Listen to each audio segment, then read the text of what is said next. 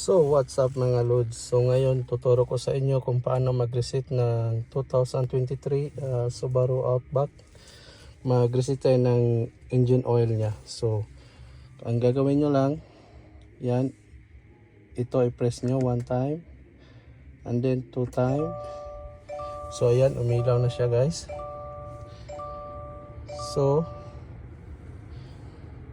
So dito guys, titingnan nyo dito sa control panel nya, merong car info. So pipindutin nyo yan.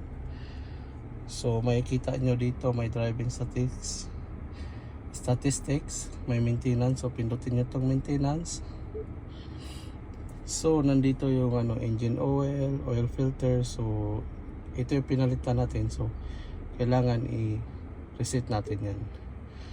So ayan, so ilalagay natin dito. Yan, 6,000 or 8,000 pala guys.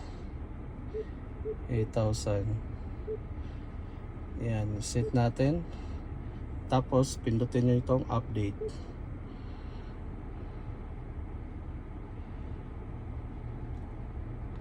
So ito i-close na to. So ayan, puno na siya guys. So dito naman tayo sa oil filter. So pipindutin natin to. Add tayo ulit ng 8,000. And then set natin. At tapos update natin.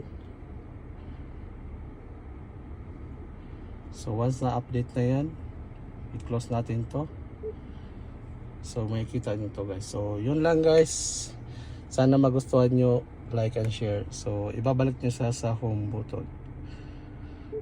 Yan. So okay na yan guys. Tapos i-off na natin. Okay.